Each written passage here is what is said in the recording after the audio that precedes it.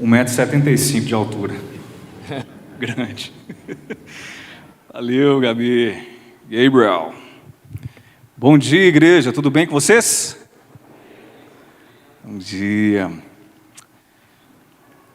Sabe, prazer enorme estar com vocês, irmãos, aqui mais uma manhã, os irmãos e as irmãs. Muito bom estar em casa. Conferência Movimente-se, não é isso? Gente, eu frequento esse espaço de cultos desde a década de 90 e na época eu frequentava a igreja presbiteriana, mas a gente, enquanto jovem, nós temos aqueles intercâmbios, né? Então eu sempre estive presente na vida de alguns dos jovens aqui. Na verdade, na época eram adolescentes, éramos jovens e hoje muitos são pais de família, mães de família. Então nós conhecemos as ondas que a primeira igreja batista em Divinópolis passou, essas ondas de, vamos dizer assim, eras de liderança, e nós somos muito gratos a Deus por cada um dos líderes que trabalharam com a juventude da PIB ao longo das décadas. E talvez você está aqui até antes de mim, década de 50, 60, 70, não sei. E você pode acompanhar então essas ondas, mas se existe uma coisa que nós precisamos reconhecer é que Deus está fazendo alguma coisa no nosso tempo, na primeira igreja batista em Divinópolis. É inevitável, não tem o que discutir quando nós entendemos aquilo que o pastor Tarcísio disse. Numa sexta-feira, 150 jovens e adolescentes, e jovens de 80 anos ou mais também, aí eu não sei quantas pessoas nós tivemos aqui, que não eram jovens e adolescentes, mas nós sabemos que o Senhor está movimentando alguma coisa e algo está acontecendo na nossa igreja nesse tempo. Somos gratos a Deus pela liderança que o Senhor tem nos dado. Mas é necessário que nós repensemos a comunhão, ainda que tenhamos um auditório cheio. Gente, nós estamos com a bola diante para o gol, nós precisamos apenas marcar o gol. Mas é possível que, se nós não formos meticulosos e cautelosos, e às vezes se nós nos distrairmos pela multidão, e principalmente a multidão de afazeres, pode ser que nós erremos o alvo. Então nós, como igreja, você jovem, tem uma grande responsabilidade em repensar comunhão. E eu te convido, nessa manhã, a refletirmos sobre isso. Vem comigo aqui. Pense comigo. Imagine que você esteja numa ilha. Só você e a palavra de Deus. Você, a Bíblia e nada mais nessa ilha deserta. Sem nenhum background anterior, sem nenhuma bagagem cristológica de igreja, sem nenhuma influência formativa, sem saber nada sobre igreja, nada. E se você viesse então diante, se deparasse com a palavra igreja, como você descreveria igreja usando apenas a Bíblia? Eu tenho certeza que você não descreveria a igreja como sendo, por exemplo, um prédio. Nesse momento eu quero desconstruir a ideia que algumas pessoas têm sobre aquilo que é a igreja. Então, certamente, a partir da palavra de Deus apenas, você não definiria a igreja como sendo um prédio.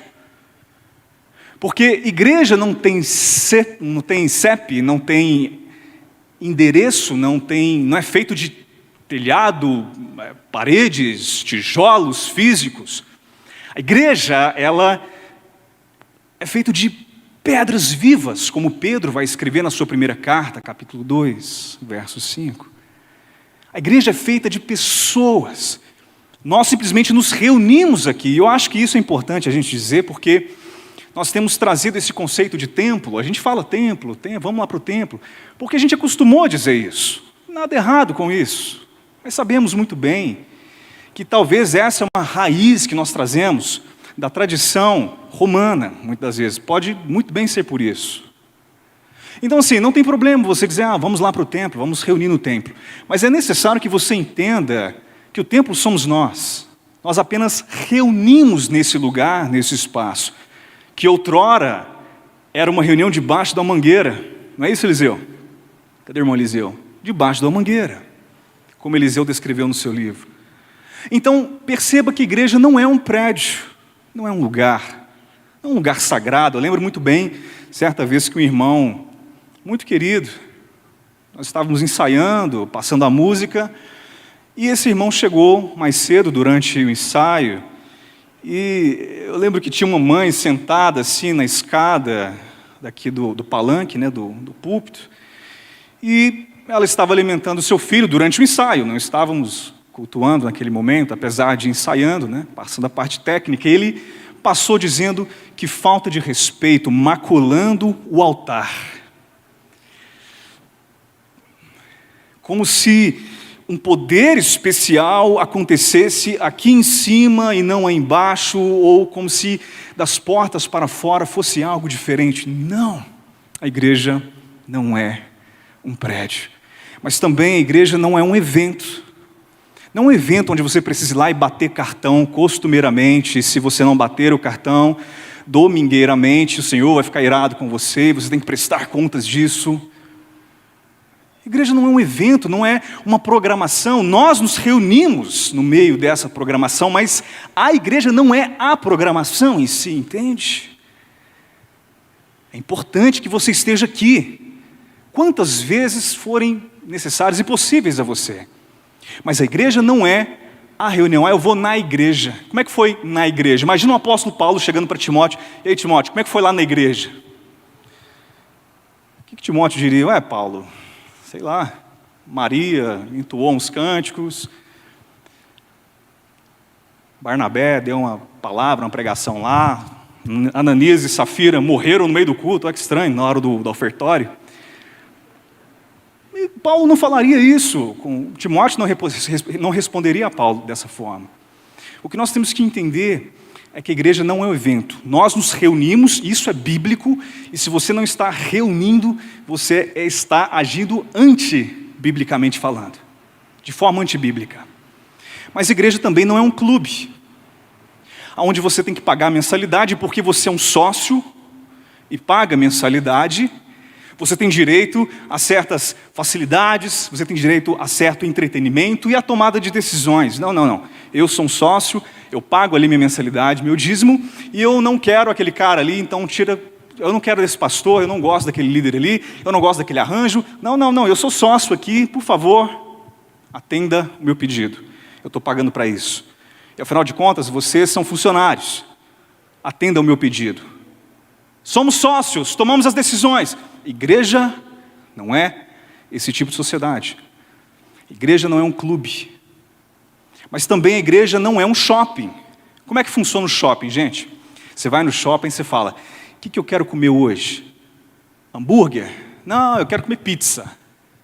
Não, eu prefiro uma comida mexicana. Não, eu prefiro um japonês. Você decide o que você quer. E então, na igreja, muitos têm essa mentalidade. Hoje eu acordei muito animado. Eu quero uma igreja onde o louvor é explosivo. Vou naquela igreja. Não, hoje eu estou meio desanimado, então eu vou naquela outra igreja, porque, quem sabe lá os irmãos são mais afetivos, eles me animam. Não, hoje eu preciso me alimentar, hoje eu vou numa igreja mais bíblica, ortodoxa. Entende o que eu estou falando? Vocês estão compreendendo? Igreja não é um shopping, onde você é o freguês e quem está do lado de cá é o cara que está te atendendo ali por trás do balcão. Não, isso não é ser igreja. Igreja também não é um hospital, onde o seminarista é enviado como um enfermeiro de uma UTI móvel para poder cuidar de alguns irmãos, de pessoas que às vezes jamais se fortalecem, se edificam, jamais se aperfeiçoam e permanecem às vezes como pacientes por muito e muito tempo. E essa igreja parece um hospital, e talvez a igreja mãe, temos os médicos aqui, onde pessoas chegam machucadas e nunca se curam. É óbvio que a igreja, em certo sentido, é um hospital, sim, porque você chega arrebentado do mundo, simplesmente estraçalhado pelas coisas que esse mundo caído fez com você e com sua família. E você precisa de cuidado. E você precisa, sim, dessa figura paternal dos pastores. E esse ombro amigo que, na comunhão em Cristo, no Espírito, te coloca para cima. Você chega aqui como um paciente. E a igreja trata da sua ferida e, pelo poder do Senhor, te cura. Mas não termina por aí, porque o hospital é um lugar onde a gente vai e quando a gente sai de lá, a gente não quer voltar para lá. Na verdade, a igreja é muito mais como um quartel-general, onde pessoas são equipadas e preparadas para a missão, movimentando-se para fora das quatro paredes.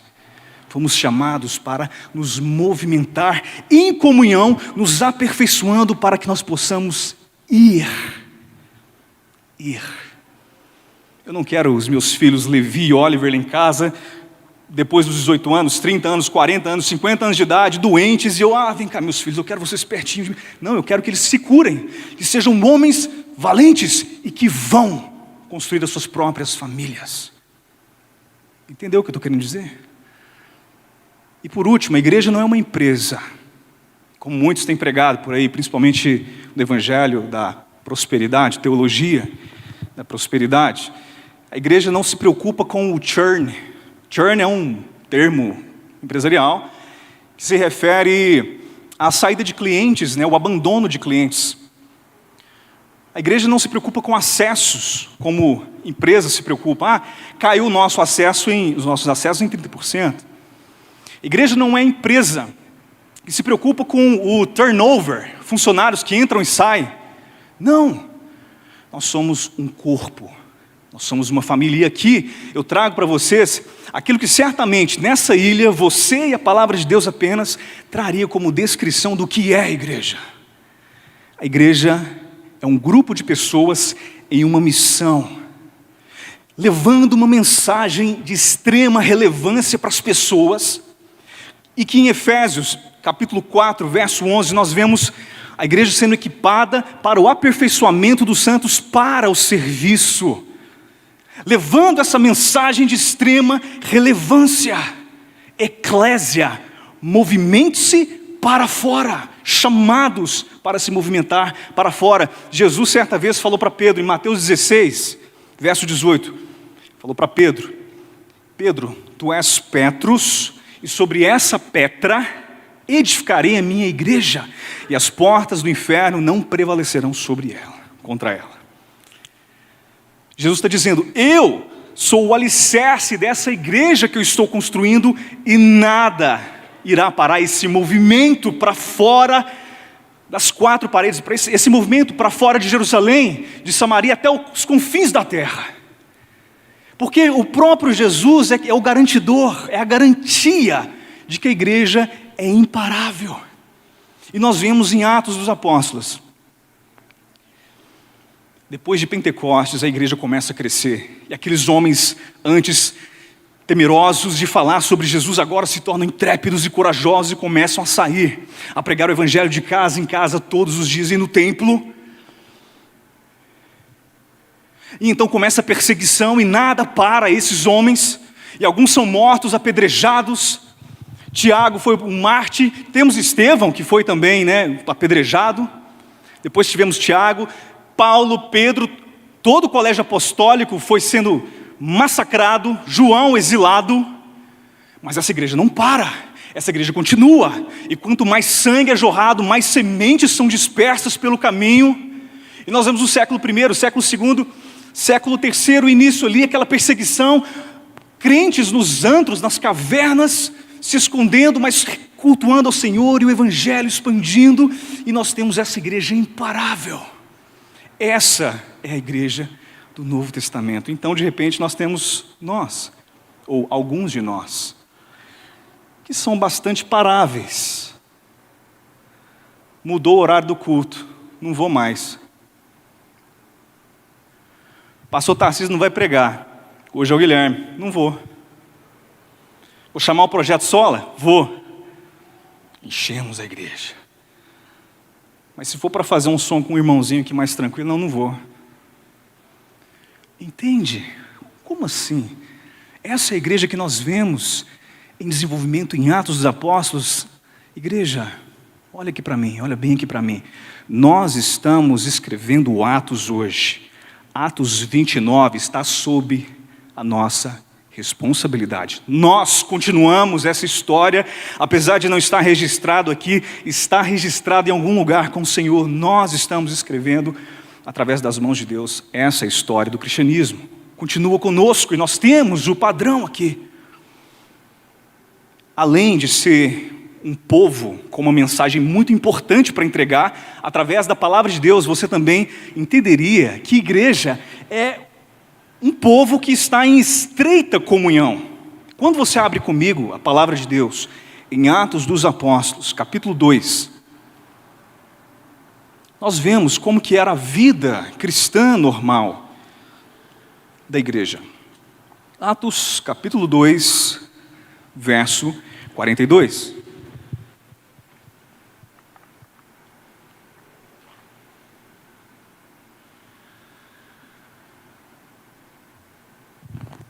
Se trata aqui de um célebre texto que nós conhecemos muito bem.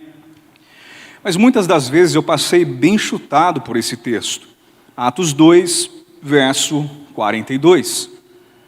Diz assim o texto: e perseveravam na doutrina dos apóstolos e na comunhão, no partir do pão e nas orações. Em cada alma havia temor. E muitos prodígios e sinais eram feitos por intermédio dos apóstolos. Todos os que creram estavam juntos e tinham tudo em comum. Não tinham apenas ideologias em comum. Não tinham apenas teologia em comum. Não apenas doutrina. Tinham tudo em comum. Vendiam as suas propriedades e bens, distribuindo o produto entre todos, à medida que alguém tinha necessidade. Diariamente perseveravam unânimes no templo. Partiam pão de casa em casa e tomavam as suas refeições com alegria e singeleza de coração, louvando a Deus, contando com a simpatia de todo o povo. Enquanto isso, acrescentava-lhe o Senhor, dia a dia, os que iam sendo salvos. Entende que igreja vai muito mais, vai além da programação. Igreja é esse ajuntamento em comunhão estreita, de casa em casa, no escritório, no salão de cultos, WhatsApp, telefone, cafeteria, passeio no parque, caminhada na pista de Cooper. É essa estreita comunhão necessária, vida na vida, não é apenas programação. Porque muitas das vezes, enquanto cristão, eu senti que ir à igreja é como ir no cinema. É estar sentado e deixa que eles fazem tudo. E eu simplesmente assisto o que os profissionais estão fazendo. Não, 1000 vezes não.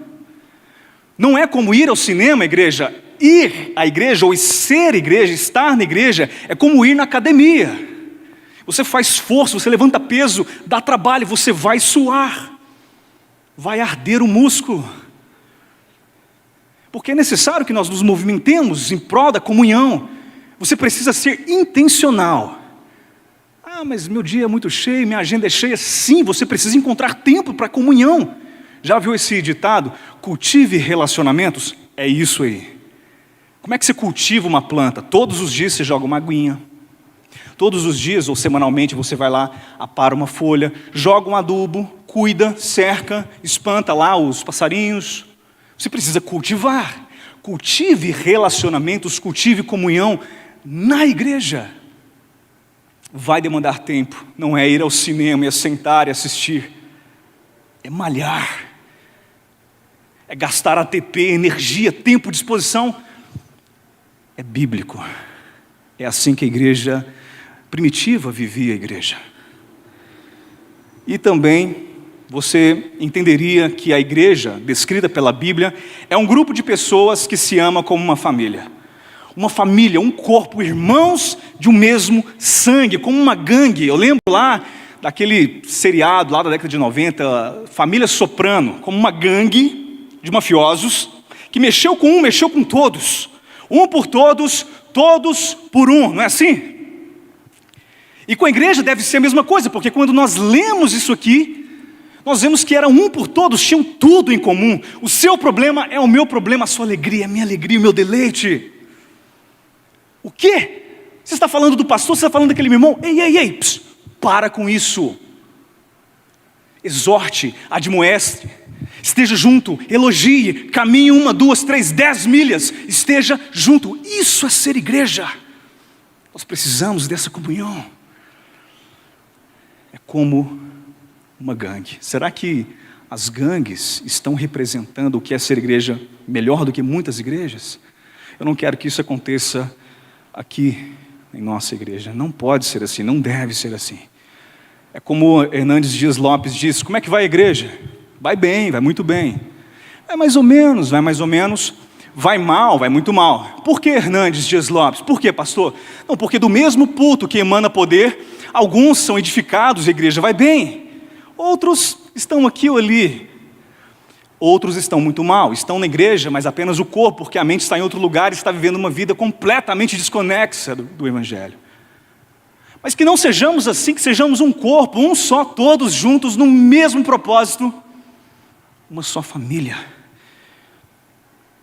Então, pela palavra de Deus, nós entendemos que igreja é um grupo de pessoas que tem uma mensagem para levar, de extrema importância, a mensagem mais importante das suas vidas, das nossas vidas. É um grupo que tem estreita comunhão, tudo em comum, e um grupo que se ama como uma família, irmãos de sangue, no sangue de Jesus. Mas a palavra de Deus também vai nos mostrar, vai nos fazer um diagnóstico, e você nessa ilha, lá em 1 Timóteo, capítulo 3, a palavra de Deus vai te mostrar o raio-x, o diagnóstico da igreja dos últimos dias. Essa igreja descrita por Paulo a Timóteo, no capítulo 3, verso 1 a 5. Eis o diagnóstico da igreja, entre aspas, dos últimos dias. É a igreja de hoje, é a igreja ocidental. Diz assim, 2 Timóteo 3, verso 1. Sabe, porém, isto: nos últimos dias sobrevirão tempos difíceis, Timóteo, pois os homens serão egoístas, avarentos, jactanciosos, arrogantes, blasfemadores, desobedientes aos pais, ingratos, irreverentes, desafeiçoados, implacáveis, caluniadores, sem domínio de si, cruéis, inimigos do bem, traidores, atrevidos, enfatuados, mais amigos dos prazeres que amigos de Deus, tendo forma de piedade, negando-lhe, entretanto, o poder. Foge também destes. Quer dizer que a palavra nos mostra o que é a igreja ideal. Nós já falamos o que não é igreja, definimos o que não é igreja, também descrevemos o que é igreja pela palavra de Deus, mas a palavra de Deus nos diz sobre essa igreja do futuro, que certamente está nesse mundo ocidental. Você olha para a igreja brasileira, você olha para a igreja norte-americana e você vê exatamente isso aqui. E você fala, a igreja está endereçando, Deus está endereçando uma parte das escrituras para nós hoje. Conselhos de Paulo extremamente relevantes para nós hoje. Olha o verso 1. Paulo está dizendo: sabe, porém, isso, Timóteo, nos últimos dias sobrevirão tempos difíceis. E eu me lembro bem que havia uma propaganda na televisão que dizia: Budweiser, great times are coming.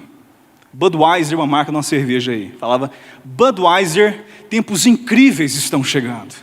Lembra disso? Budweiser, great times are coming. Paulo está dizendo: não, não, não. O mundo às vezes olha para a nossa era como sendo melhorada, evoluída, as coisas vão melhorar, mas a palavra diz: tempos terríveis estão chegando. Não great times are coming, grandes, excelentes tempos estão chegando, tempos difíceis, tempos terríveis. E por que esse período vai ser tão terrível da igreja dos últimos dias? Porque o mundo está piorando? Paulo está dizendo: não, a igreja está indo de mal a pior. A igreja são egoístas. Uma série de pecados da igreja dos últimos dias. Egoístas, lovers of self, amantes de si mesmo, ao self, geração do self, eu. Lembro bem da canção de Whitney Houston. Ela cantava: The greatest love of all is learning to love yourself. O maior amor de todos é aprender a amar a si mesmo. Ela dizia. É isso que o mundo tem pregado. Você não se ama muito. Ame-se a si mesmo muito mais. E alguns crentes dizem, para você amar o próximo, você tem que se amar primeiro. Então, trabalhe no amor a si próprio primeiro, para depois você poder amar as outras pessoas.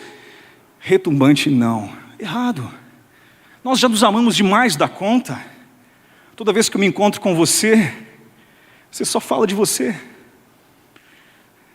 Nós criamos páginas de Facebook, de Instagram, nada contra isso, mas gente, pensa o quão estranho é para essa época, cada pessoa, cada cidadão do mundo, criar uma página sobre si, falando apenas sobre as coisas de si, colocando as fotos bonitas, apenas as maravilhosas fotos sobre si, e a sua voz tem que ser ouvida por todos. Como assim? Isso é ridiculamente estranho para as Escrituras. Eu. Como eu devo me amar, como você deve me amar, como todos devem me amar, uma geração extremamente narcisista. E segundo os sociólogos, nunca na história existiu uma geração que se ame tanto assim. Na minha época, a gente falava, esse cara é narcisista. Hoje a gente chama isso de Facebook e Instagram. E achamos que é normal. Me entenda bem, eu tenho também uma página lá, mas eu não fico postando todos os dias. Porque tem gente que você olha lá e tem uns stories que estão passando às vezes 10, 15, 20 stories por dia, de coisas tão banais. A pessoa vai no banheiro e faz um story. Vai falar do presidente, vai falar do pastor. Não, todos têm que ouvir a minha voz aqui. E tem coragem de falar só atrás da telinha, por trás da telinha. Egoístas, amantes de si mesmo. O texto continua, avarentos, prosperidade. A teologia da prosperidade tem feito muitos adeptos, mas não apenas nesses recantos neopentecostais, mas muitas das vezes nas nossas igrejas. Tipo, eu vou continuar seguindo a Deus, mas quando a coisa fica feia, se meu filho fica doente, se eu sou demitido, olha, eu estou fora da igreja, não quero saber mais do povo de Deus. Vida fácil, quero uma vida fácil, quero, viver uma vida facinho e morrer dormindo sem inferno, uma vida fácil. Quero uma poltrona acolchoada, quero um estacionamento reservado para mim, tudo certinho. Avarentos, jactanciosos, orgulhosos. E nós temos que tomar cuidado com isso, porque nós batistas temos uma tendência a termos o orgulho ministerial. Isso é muito perigoso para nós. Então, já que a gente está com portas fechadas aqui, o culto da família, irmãos em Cristo, vamos tomar cuidado com o orgulho ministerial. Porque muitos batem palma para si diante do espelho, dizendo, quão grande és tu, cantando, quão grande és tu. E muitos de nós achamos que somos melhores do que outros irmãos de outros recônditos cristãos, simplesmente porque temos uma teologia batista. Cuidado! Eu estou aqui servindo na Igreja Batista, porque eu creio que é a teologia, a doutrina que mais se coaduna, é mais próximo da Bíblia o possível. É aqui onde eu me sinto útil, é aqui onde nós falamos a mesma língua, mas cuidado com esse orgulho quando nós tratamos outros irmãos em Cristo. Arrogantes, o texto continua. Arrogantes, blasfemadores, muitas discussões teológicas na internet, bestas, que não levam a nada. Pastores discutindo internet, gente. Debate teológico, que só queima o nosso filme e causa maior divisão.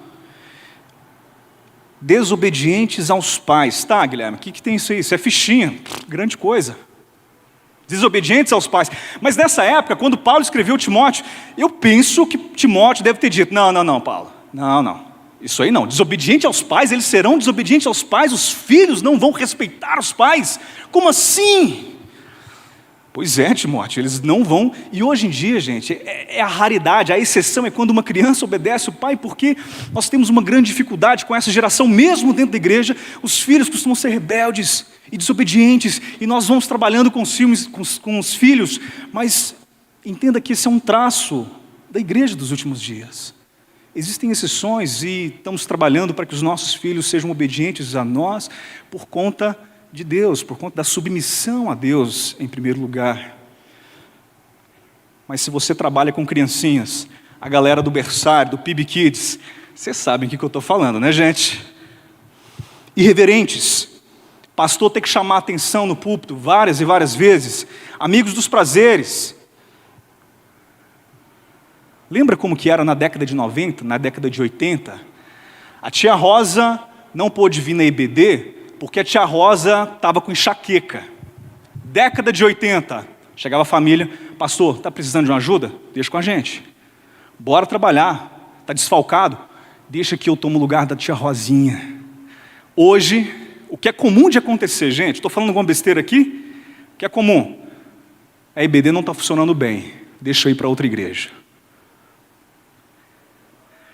Estamos falando da igreja imparável que o próprio Senhor Jesus está construindo e as portas do inferno não podem contê-la. E aí, algo fantástico. Paulo dá um conselho que para mim pode parecer um tanto quanto contrário, contracultural hoje, mas é necessário. Paulo vai dizer lá no verso 10, no verso 5. Foge, vou repetir, foge também destes. Guilherme, eu não gosto, não sou eu que estou dizendo, é o Paulo, por meio do Espírito Santo. Foge também destes. Guilherme, mas não é sobre comunhão essa conferência? Sim. Mas Paulo está dizendo, com esse tipo de crente que se diz irmão, mas anda de forma desordenadamente, foge, evita esse tipo de comunhão. Justamente por aquilo que Jesus disse sobre o fermento. O fermento, ele vai levedar toda a massa.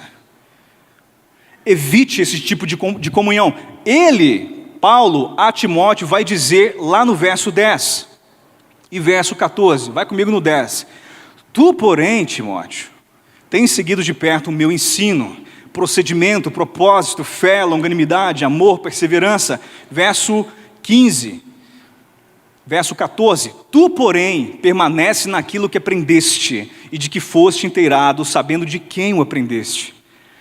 Paulo está dizendo, Timóteo, você está vendo aí, ó, essa é a igreja dos últimos dias. E Paulo já considerava que a sua igreja na época já era a igreja dos últimos dias, porque sabemos que depois do advento de Cristo, nós já estamos nos últimos dias.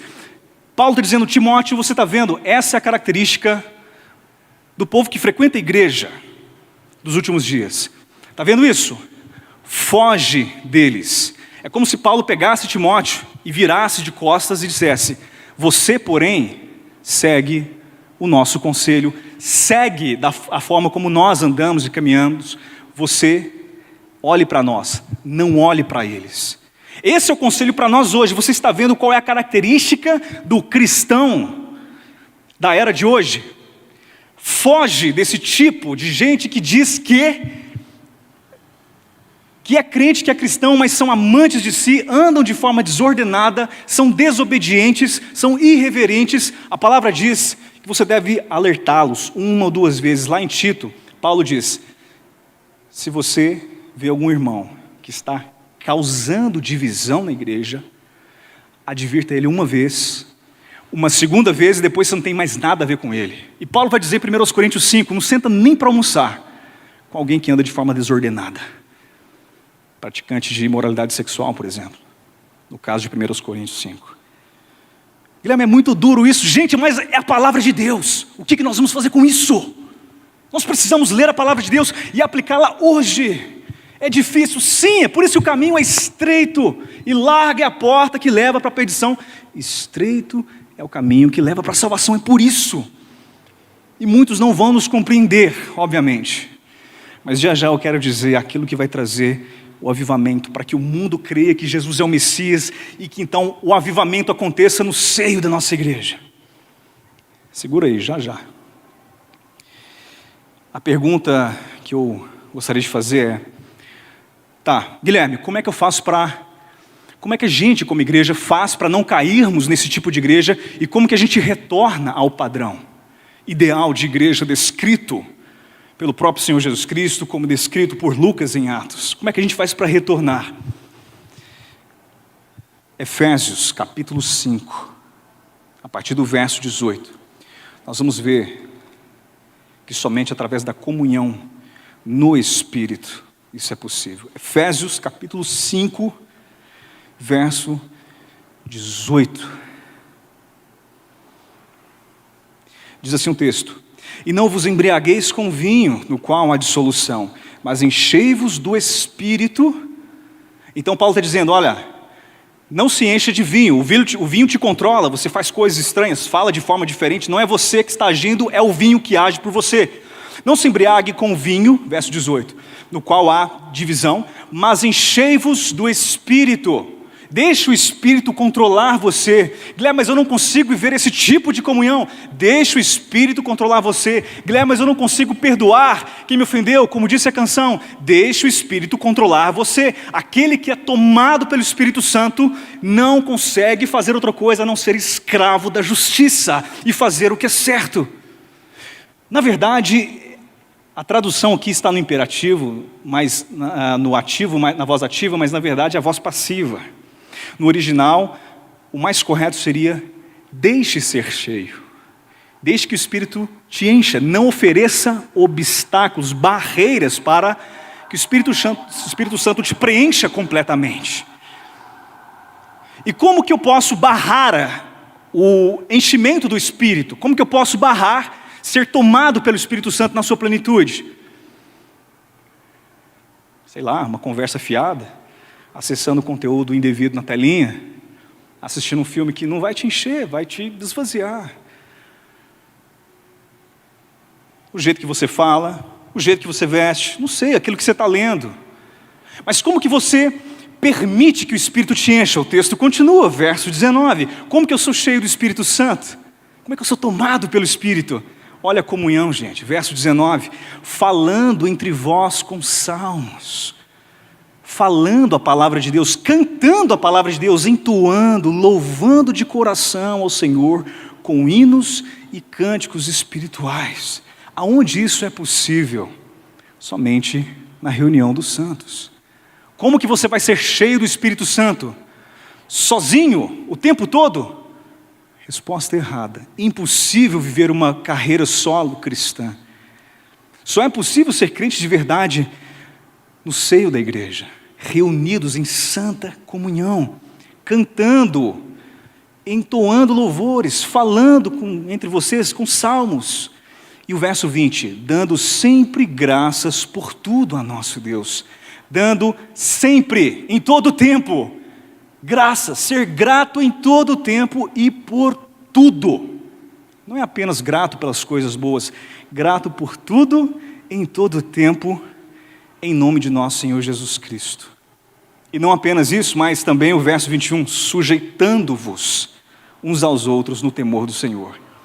Em outras palavras, o que o texto está nos dizendo, como ser cheio do Espírito Santo, não é que eu tenho que, eu vou me esforçar, vou subir o monte. Não, estar em comunhão santa, na santa reunião, na igreja, em pequenos grupos, nos lares, na rua, nas casas, seja onde for, falando da palavra de Deus, aconselhando, visitando, levando uma palavra, pregando uns aos outros, exortando uns aos outros, admoestando também, cantando na igreja, salmodiando. Já reparou que quando você está triste, se você começa a louvar, até a tristeza pula de alegria, não é não?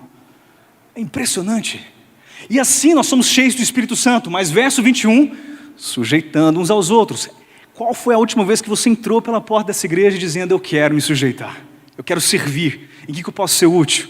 Pastor, eu quero ser útil, me coloque para fazer uma coisa. Meu irmão, quer sentar aqui? Senta aqui, deixa eu arrumar isso para você. Servir em casa, está precisando do carro?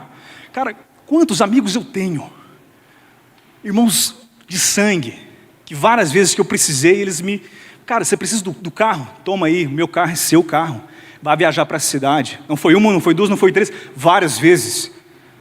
Quantos amigos chegaram para mim e disseram: Guilherme, você não precisa de seguro de vida, eu te cubro. Se você não estiver mais aqui, os seus filhos, a sua esposa, eu cuido, fica tranquilo. A nossa família cuida da sua família. É isso. Só que isso é impossível humanamente falando. Somente através da comunhão no Espírito Santo. Efésios 5, que você acabou de ler. Somente com o Espírito Santo essa comunhão é possível. E aqui eu quero falar para os desigrejados, que dizem: não, Guilherme, é o seguinte, eu amo a Jesus, mas eu não me envolvo com a igreja. Aí a gente apresenta Hebreus 10, né? Hebreus 10, 24 diz: não sejam como aqueles, né, que têm o costume de não frequentar as nossas reuniões. Congregue, está escrito em Hebreus 10, 24. Não, Guilherme, mas, sabe, eu amo Jesus, mas me ponha fora dessa, vai, a igreja eu estou fora. Aí eu falo, sério? A igreja não é a noiva de Cristo? Imagine se você dissesse para mim, Guilherme, eu te amo, cara, mas eu não suporto a sua esposa.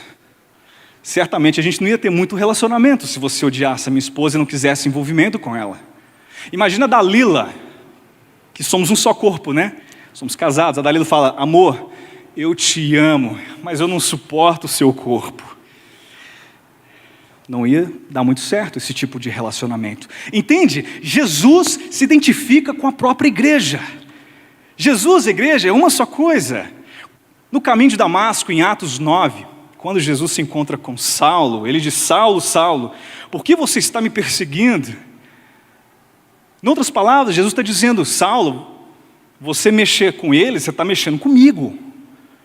Então é impossível fazermos carreira solo, porque o próprio Cristo se identifica com a sua própria igreja. Agora, para aqueles que costumam quebrar a comunhão, eu quero trazer uma advertência da palavra de Deus também. Um dos textos que me chama muita atenção é 2 Crônicas, capítulo 7.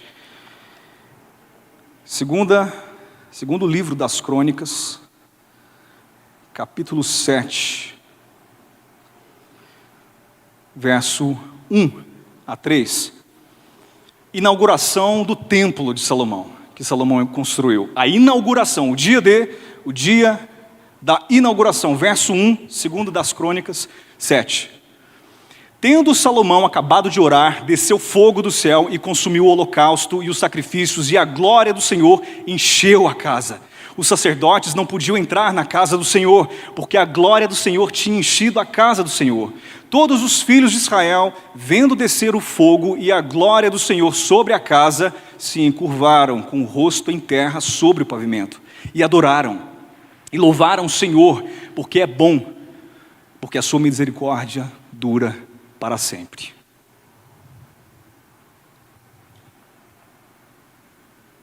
Imagine você lá, na inauguração do templo, nós todos, na inauguração do templo de Salomão. Fogo desce do céu e consome o holocausto. Não conseguimos ver a glória de Deus porque nos abaixamos, tamanha a presença de Deus ali. Ai daquele que se atreve a entrar, porque certamente vai ser fulminado.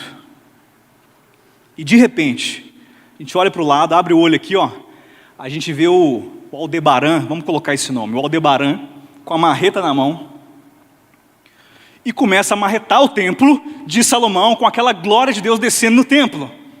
O que você diria? Aldebaran, você está louco, sai daí, você vai morrer. Você faria de tudo para arrancar Aldebaran dali, porque ele está destruindo o templo do Senhor. Mas nós sabemos que o templo não está mais aqui presente fisicamente, o templo de Salomão. Quem é o templo? Sou eu, é você, somos nós, igreja, o corpo, a família, os irmãos, o sangue de Jesus. Paulo vai dizer isso muito bem claro, em 1 Coríntios, capítulo 3, que nós somos o templo. 1 Coríntios, capítulo 3, verso 16. Pense naquele templo de Salomão com toda a sua glória, o seu resplendor. Esse templo está presente aqui diante dos meus olhos e diante dos seus.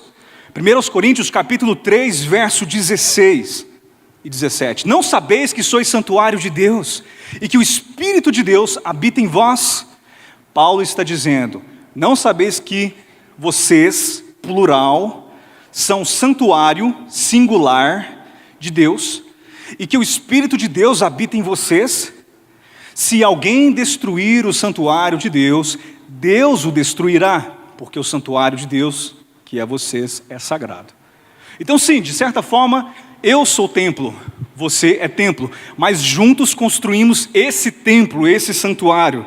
Paulo está dizendo, se você destrói o seu irmão com sua língua, com sua palavra, com estratégia, seja lá o que for, ciladas, se você deixa ele para baixo, se você chama ele de raca, tolo, se você entende que você está fazendo isso a Cristo, somos o corpo de Cristo. Quando você ofende o irmão, quando você fala mal de alguém dentro da igreja, o irmão, você está pegando uma marreta, está ameaçando o próprio Cristo. Quando Paulo diz que se você deita com uma meretriz, é Cristo que está deitando com a prostituta, não é nada diferente disso aqui. Quando você agride um irmão, você está agredindo o próprio Cristo. Precisamos dessa unidade, impossível aos olhos dos homens. Essa comunhão, ela é possível pelo Espírito Santo. Ela é possível pelo Espírito Santo. E aqui, já encerrando, eu quero dizer qual que é o segredo da nossa missão. Qual que é o segredo para nós sermos uma igreja ideal? Para que a missão de Mateus 28, a grande comissão de alcançar os perdidos aconteça. Isso está registrado em João, capítulo 17, quando Cristo Jesus, reunido com seus discípulos, antes de Jesus morrer na cruz, antes de subir ao Gólgota, João, no capítulo 17, relata a oração de Jesus. Eu tenho certeza que você já passou por esse texto algumas vezes, e assim como eu, às vezes, pode ser que você tenha passado desapercebido. Eu li esse texto dezenas de vezes na minha vida.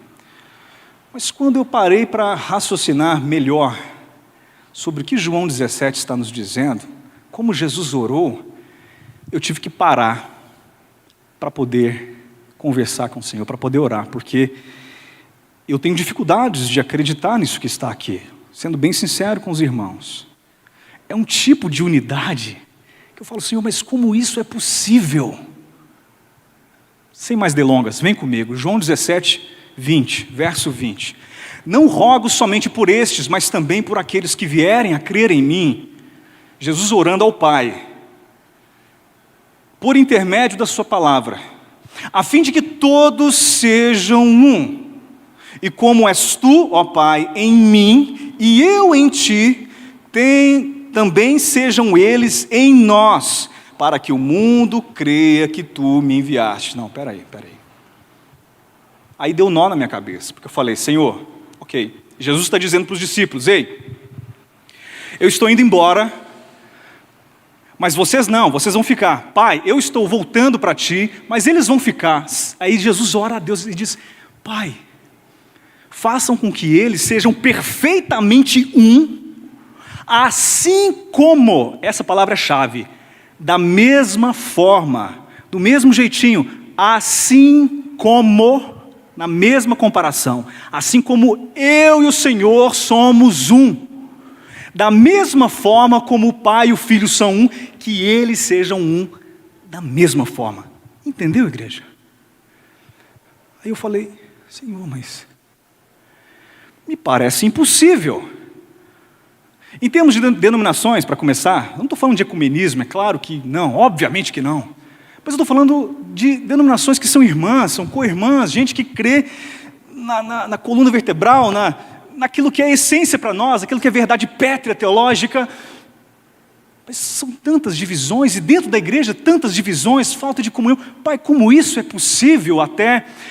Falando de uma forma prática, eu tenho várias pessoas ao meu redor, você tem o seu trabalho na segunda, é a sua família para cuidar, a sua agenda é cheia.